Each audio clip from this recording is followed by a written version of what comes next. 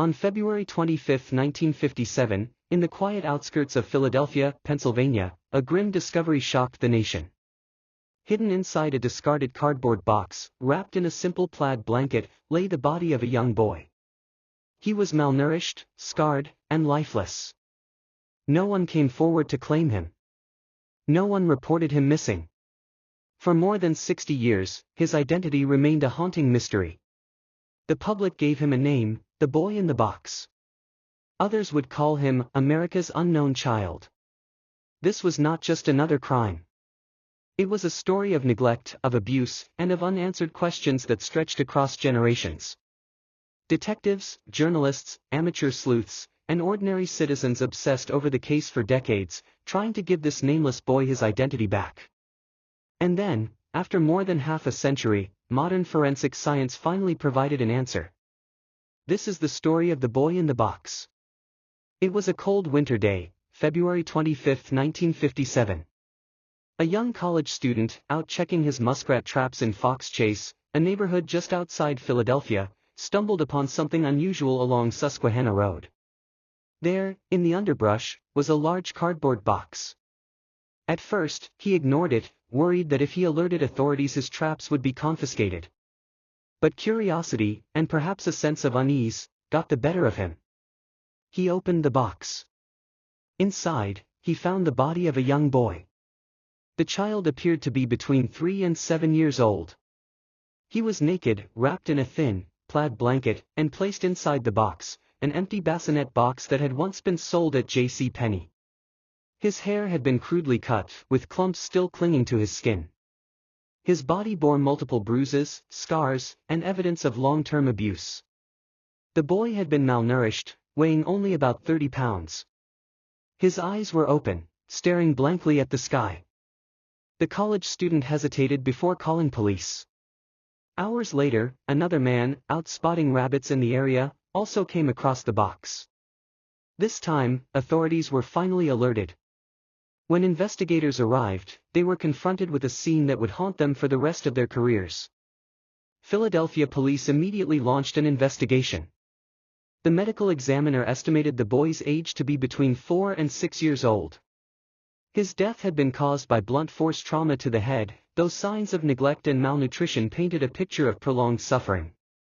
The boy's body also revealed surgical scars, one on his ankle, another on his groin from a hernia operation, and a third, faint scar under his chin. These details seemed promising. Surely, someone would recognize a child with such distinct features. But no one did.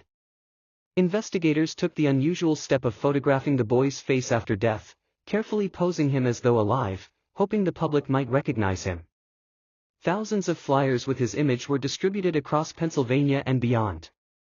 Posters were displayed in post offices, gas stations, and even stuffed into gas and electric bills. His story spread nationwide. Still, not a single person came forward to identify him. Detectives checked local hospitals, orphanages, and foster homes.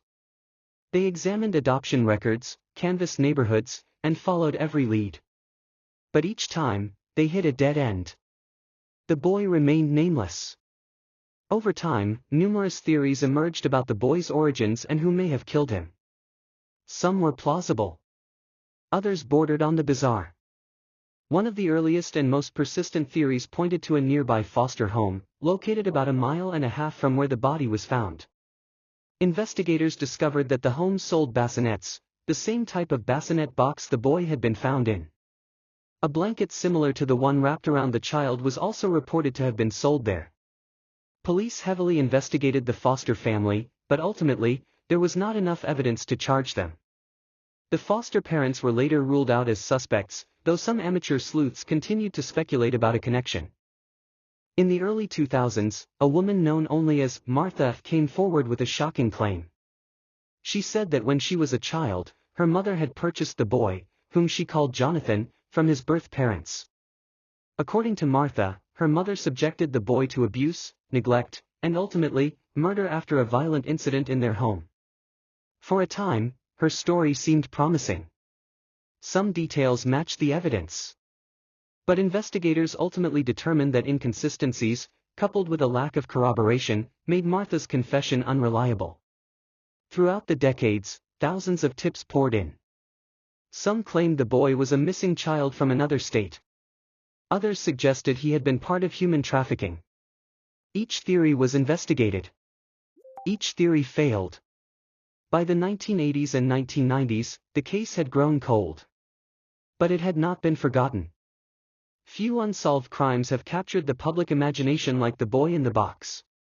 From the beginning, newspapers across the country covered the case extensively.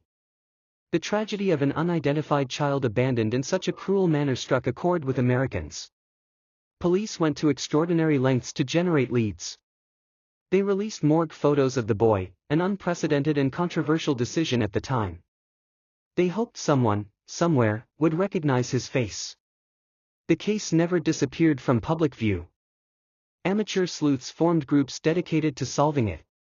Online forums decades later kept the mystery alive. The boy became symbolic of countless unidentified victims, children whose lives ended without justice, their stories silenced by time. In the 1990s, advances in forensic science offered new hope. Investigators exhumed the boy's remains to collect DNA samples. For years, those samples provided little progress. But as forensic genealogy emerged, a revolutionary method that uses DNA to identify relatives through public databases, the case took on new life. By 2019, investigators partnered with forensic genealogists to build a family tree from the boy's DNA.